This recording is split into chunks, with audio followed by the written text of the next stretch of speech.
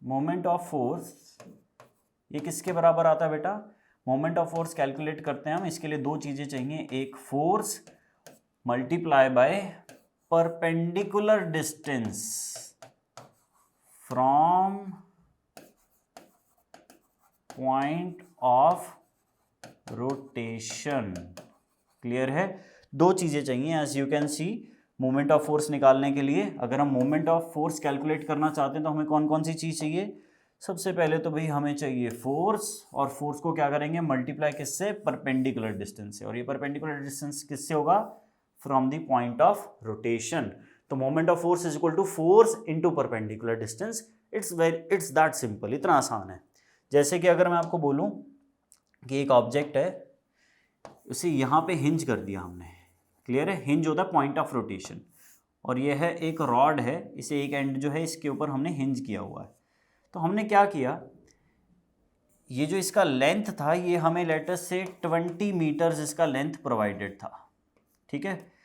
और इसके एकदम फारदेस्ट एंड के ऊपर हमने फोर्स लगा दिया, यहाँ पे हमने इसके ऊपर फोर्स लगाया।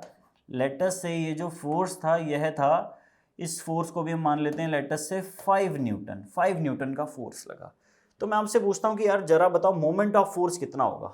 मोमेंट ऑफ फोर्स यानी कि टॉर्क, इस टॉर्क को, इसे टाओ लेटर है, ग्रीक लेटर है टाओ, इसे इस टाओ ग्रीक लेटर से रिप्रेजेंट किया जाता, तो इसकी जगह मैं टाओ लिख रहा हूँ। तो ये किसके बराबर आएगा बेटा? ये आएगा force multiply by perpendicular distance. और इस परपेंडिकुलर डिस्टेंस की जगह जनरली जो है वर्ड जो है वो आर भी लिख दिया जाता है। क्लियर है? तो एफ इंटू आर भी लिख सकते हैं। आप बोल लो रेडियस ऑफ रोटेशन हो गया, या फिर सिंपली बोल सकते हैं कि परपेंडिकुलर डिस्टेंस हो गया, दोनों कुछ भी बोलने को कुछ भी बोला जा सकता है इसके अंदर, ठीक है। तो इसका वैल्यू फाइंड आउट करते हैं बेटा। फोर्स का वैल्यू कितना है? 5 मल्टीप्लाई बाय परपेंडिकुलर डिस्टेंस का वैल्यू कितना है? 20। तो टॉर्क का वैल्यू क्या आएगा? 100। लेकिन 100 क्या? केजी, मीटर, किलोमीटर क्या आएगा?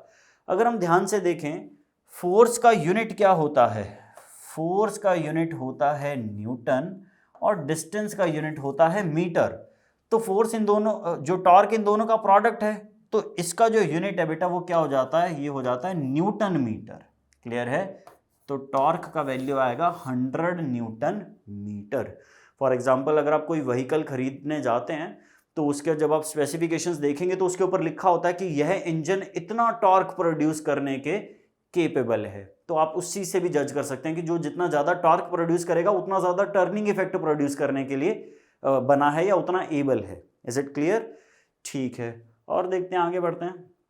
नेक्स्ट हम बात करते हैं फोर्स के यूनिट्स की। यूनिट्स का मैंने आपको अभी बताया। जो टॉर्क है वो किसके बराबर है बेटा? Force into perpendicular distance. Perpendicular distance जो है इसको मेजर करने के लिए हम क्या बुलाते हैं? परपेंडिकुलर डिस्टेंस जो है इसे मेजर किया जाता है मीटर में। फोर्स जो है इसे मेजर किया जाता है बेटा किसमें? न्यूटन में। तो टॉर्क जो है इसके यूनिट्स क्या हो जाते हैं बेटा? इसके यूनिट्स हो जाते हैं न्यूटन मीटर। क्लियर है? इसके यूनिट्स क्या हो जाते हैं? Newton metre. हमने अभी सीखा 1 सेकंड पहले। आगे चलेंगे, थोड़ा यूनिट्स कन्वर्जन की भी बात कर लेते हैं।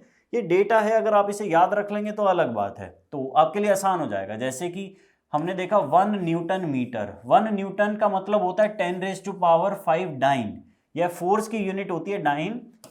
1 न्यूटन मतलब होता है 10⁵ डाइन। सीजीएस सिस्टम के अंदर होता है।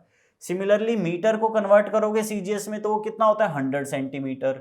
तो 1 metre is equal to what? 100 centimetre. तो 1 न्यूटन मीटर को कन्वर्ट करना था, तो इसमें न्यूटन की जगह रखा 10⁵, मीटर की जगह रखा 10⁵2 यानी कि 100। तो 10⁵ इंटू 10⁵2 कितना बन गया? 10⁻7। तो यहां से हम बोल सकते हैं कि 1 newton metre is equal to 10⁻7। Unit का नाम चेंज हो जाएगा डाइन सेंटीमीटर। तो यहां पे हम लिखेंगे दिस इज डाइन सेंटीमीटर। यह यूनिट कन्वर्जन है। न्यूटन मीटर में 1 है तो डाइन सेंटीमीटर में 10⁻7 होगा। ठीक है, और देखो सिमिलरली कुछ एक और कन्वर्जन फैक्टर्स आप एज इट इज याद कर सकते हैं। 1 kilogram force into metre. 1 kgf का मतलब होता है बेटा 9.8। तो ये आ जाएगा 1 kgf जो होता है ये 9.8 न्यूटन मीटर के बराबर होता है। और 1 ग्राम फोर्स और सेंटीमीटर कर लें, 1 kgf है तो 9.8, 1 GF यानी कि ग्राम फोर्स है और मीटर की जगह सेंटीमीटर किया तो ये आ जाएगा 989 सेंटीमीटर। क्लियर है?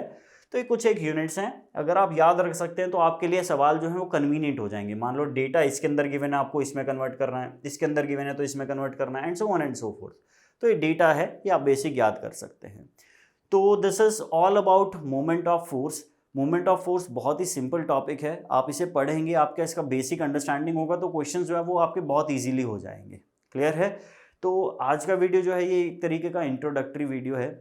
तो एवरी अदर डे यानी कि ऑल्टरनेट डेज पे आपको साइंस के वीडियोस जो हैं वो आते रहेंगे।